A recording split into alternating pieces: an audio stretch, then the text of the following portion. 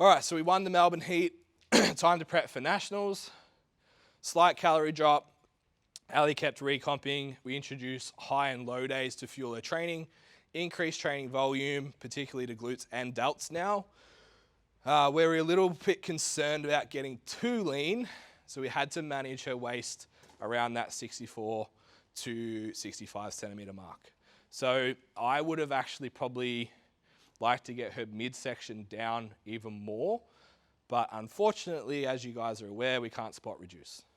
So it wasn't a matter of just doing more sit-ups to have a leaner waist, and we were starting to get to the point that through her back and into her obliques, we were starting to get pretty lean, which you guys have probably seen if you follow me, photos on the social media, of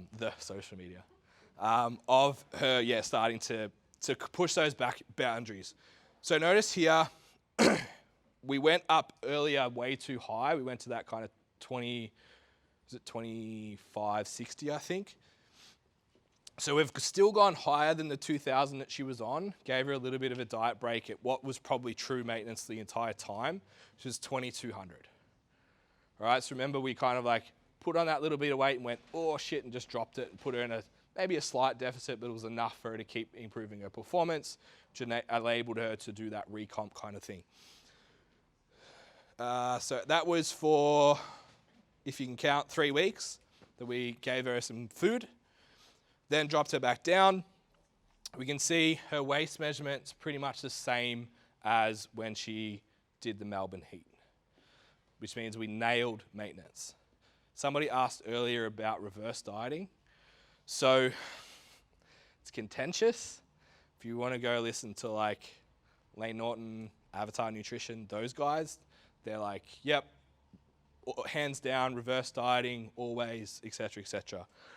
My understanding is, and Aaron's talking, and he would have the research if you want to ask him for it. But my understanding is the faster you can, particularly for a bodybuilder, right? So if you're going to compete again next year, how do you come back to the stage better? Come back with more muscle.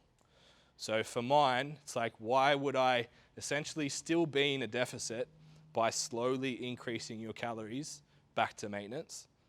So your training performance is less, you have a reduced ability to build muscle, and my understanding of where the research is at is you actually don't gain any less body fat over time. Yeah? And the likelihood that you'll build muscle as a percentage might actually mean that jacking them straight up is more effective. Yeah? That's just where we stand on it. I know Jason's the same. There's plenty of people that say different things. I have done reversing in the past. It works. I used the Avatar system, I think, for 6 months. It works. It's just like, what's the fastest way to get the best outcome in most cases? Like, eating shit wouldn't be the problem, really, because essentially it's energy balance.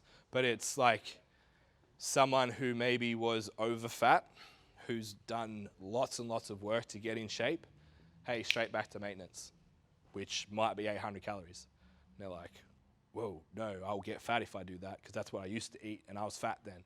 They don't understand this energy balance equation.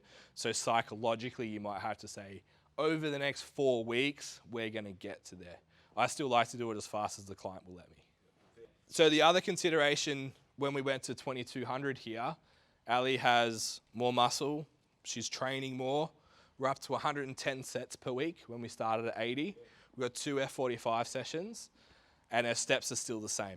So her outputs come up as well. So being at that new, what's an increased calorie intake for maintenance, body weight hasn't really changed too much, so it makes sense just based on output. All right, so we had 5 low days. 5 plus 3 doesn't make any sense. So that'd be 4 low days and 4 low days again at 18 and then 22. Again, we're basically at the point where like we didn't really need to get much more body fat off her at this point. If we did, we were going to start to really walk the line of like too lean for this specific competition. I know it sounds ridiculous and it makes Jason's skin crawl and there's steam coming out of the back of the room right now, but it is what it is. And when a client asks for an outcome, put your ego aside and give them the outcome most of the time. Not always. Awesome, nailed it. Ali went up to Queensland 3-4 days early, went to Wet and Wild, chilled out at the theme parks. 1 day before comp, just like chilled out at a hotel, just rested, and came out and looked pretty awesome and took away first place.